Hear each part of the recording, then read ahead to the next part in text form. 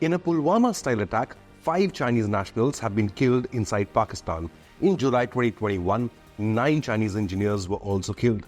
Last year, gunmen ambushed a Chinese convoy carrying 23 Chinese nationals. Hotels frequented by Chinese have been blown up. Port projects have witnessed unrest. Even Chinese-funded air bases are not safe inside Pakistan. How long will China ignore the targeted massacre of its civilians inside Pakistan? Will Beijing just keep turning a blind eye? There is tremendous resentment against CPEC project. Beijing has pumped $62 billion into this project just to bypass the Indian Ocean and the Malacca Strait, which remain under India's geographic influence and under the sphere of the Indian military. But is CPEC at the risk of crashing down inside Pakistan? China even sent its own team to investigate the latest attack. Has Beijing lost faith in its iron brother? Pakistan, for its part, has regular armed conflicts with its tribals, local militia, the Taliban, and even Iranians. Have the Chinese projects become collateral damage? While India has always politically opposed the CPEC passing through disputed POK, why has Islamabad's army and military simply failed to stop these attacks, a country on which it is entirely dependent for its economy and defense? Stay with us as we get you a detailed report and a timeline on why China's CPEC gamble could turn out to its biggest strategic blunder. 5 Chinese nationals and a Pakistani driver have been killed after a suicide attacker rammed his explosive-laden vehicle into their convoy. This happened near Besham city in northwest Pakistan's Khyber Pakhtunkhwa province. The convoy was on its way from Islamabad to Dasu, the site of a key hydroelectric dam being constructed by a Chinese company about 270 kilometers from the capital. The Chinese embassy in Islamabad nor the Chinese foreign ministry in Beijing made any immediate comments on this attack. While China and Pakistan have made a few arrests, the latest attack is not an isolated incident. This was the third major attack on Chinese interests inside Pakistan. The first 2 attacks targeted a Pakistan naval airbase and a strategic port used by China in southwest province of Balochistan, where Beijing is investing billions in infrastructure projects. China is a close ally of Pakistan and has invested heavily in various projects in the South Asian country. However, the safety of Chinese nationals working on those projects is often threatened by several armed groups in the region. On March 25, 2024, insurgents attacked a naval airbase in Turbat area in southwestern province of Balochistan, killing at least 1 paramilitary soldier. Officials said all 5 of the assailants were also killed in retaliatory fire. On 20th March 2024, BLA attack at Gwadar, a port city in Balochistan, killed 2 soldiers and 8 of the group's fighters. Gwadar is the centerpiece of the $62 billion China-Pakistan Economic Corridor, or CPEC, Pakistan's most ambitious infrastructure and investment project in recent years. The Baloch Liberation Army, which has been behind several attacks on Pakistani and Chinese interests in this region and elsewhere, claimed responsibility for the Turbat attack. In November 2018, the BLA claimed responsibility for an attack on the Chinese consulate in the city of Karachi, which killed 4 people. Half a year later, in 2019, the separatist group again attacked a luxury hotel, this time in Gwadar, often used by Chinese nationals working at the port. In June 2020, the BLA said it was responsible for another deadly attack on the Pakistan Stock Exchange, where Chinese companies own 40% of the stakes. Dasu is the site of a major dam and the area has been attacked in the past. In 2021, the bombing of a bus in Dasu killed 13 people, 9 of them Chinese.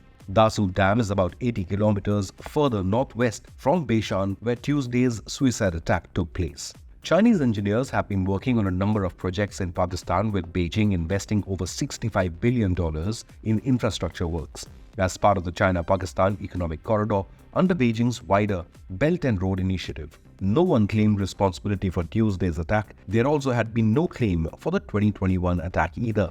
Despite multiple attacks on Chinese interests, Pakistan is no closer to solving the puzzle. In fact, the frequency seems to be on the rise. Pakistan is home to twin insurgencies, one by Islamists and the other by ethnic militants seeking secession. While Chinese interests are primarily targeted by ethnic militants seeking to push Beijing out of mineral-rich Balochistan, they generally operate in the country's south and southwest, far from the site of Tuesday's attack. Islamists mostly operate in Pakistan's northwest, the area where the Chinese convoy was attacked. So the question is, has China placed all its eggs in one basket called the CPEC, and why is Gwadar port crucial for China? Despite an extended insurgency, China has made major investments in mineral-rich Balochistan, notably the growth of Gwadar. It's driven by a desire to have a land connection to the Arabian Sea in case the Indian Ocean or the Malacca Strait become inaccessible during a conflict. China is almost entirely dependent on Malacca Strait for its oil imports. So as not to be crippled, China is investing heavily to develop the CPEC as an alternate route.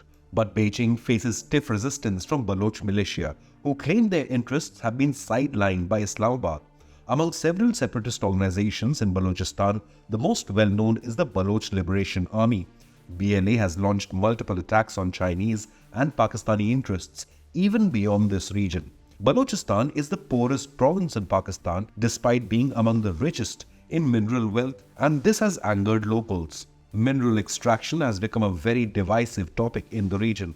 A large portion of the populace holds suspicions towards the Islamabad-based central government, citing exploitation of local resources, abuse of human rights, and forced disappearances of local leaders. Pakistan and China have long placed their bets on the multi-billion-dollar CPEC. The 3,000-kilometer-long route of infrastructure projects connects China's western Xinjiang region and the Gwadar port in southern Balochistan. The project intends to promote connectivity across Pakistan with a network of highways, railways, and pipelines, accompanied by energy, industrial, and other infrastructure development projects. However, so far the CPEC has failed to deliver results nor stabilize the faltering Pakistani economy, with Islamabad regularly seeking IMF bailouts. So what are India's concerns on the CPEC project? Why does India object to the CPEC project, and how does this project violate India's territorial sovereignty? New Delhi has opposed the CPEC ever since its inception, as it infringes on India's sovereignty and territorial integrity. A part of the CPEC goes through POK, which is Indian territory under Pakistan's illegal occupation since 1947. India claims the entire Gilgit-Baltistan region of over 73,000 square kilometers, which is home to more than 1.8 million people and rich in natural resources. The project is expected to be completed by 2049, the centenary of the People's Republic of China's founding. But what is the larger picture here as far as China's maritime ambitions are concerned?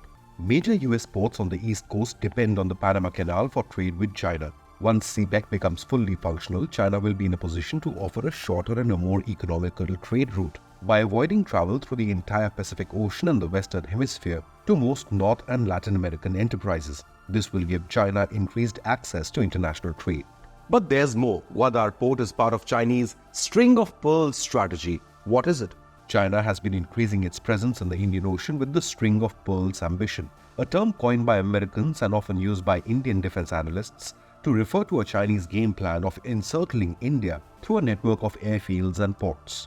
With an existing presence in Chittagong Port, Bangladesh, Hambantota Port, Sri Lanka, Port Sudan, Maldives, Somalia, Seychelles, and a control of Gwadar Port in Pakistan, establishes complete presence in the Indian Ocean by the communist nation. India is countering this by strengthening its own alliances with ASEAN nations and those in the Indo-Pacific. So why is there resentment in Balochistan against CPEC project, and has Balochistan and its people been exploited to favor Chinese interests? CPEC has the potential to accelerate Pakistan's economic development. With easier land access to raw materials in China, Pakistan's exports of mostly textiles and building materials may get a boost and compete with India in its main trade destinations of the US and the UAE. Balochistan has a significant natural gas industry, but large-scale mining has failed to take off.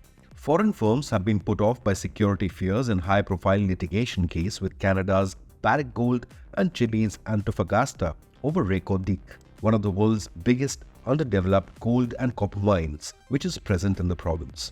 Are the attacks on Chinese interests part of a larger problem inside Pakistan? Why is Pakistan today known as the world's terrorism factory? Threats posed by the BLA are not isolated in Pakistan. Many other terror groups call Pakistan home, some of whom have been nurtured by Pakistani state agencies like the ISI in the past to target India. 2023 witnessed 1,423 terrorism-related deaths in Pakistan. Since August 2021, there has been a 60% rise in militant attacks in Pakistan and a 500% rise in suicide bombings, resulting in 2,200 deaths. This is a result of widespread opposition to Islamabad's rule within the country's borders, a tanking economy, and now attacks on workers from Pakistan's big brother, China.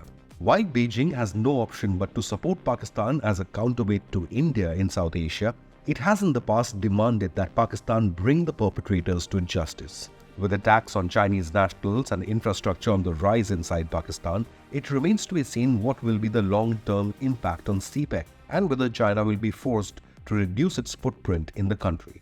Have your say, is China paying the price for backing terror state Pakistan against India? Leave a comment below, and if you like this news report, then remember to hit the like and subscribe buttons.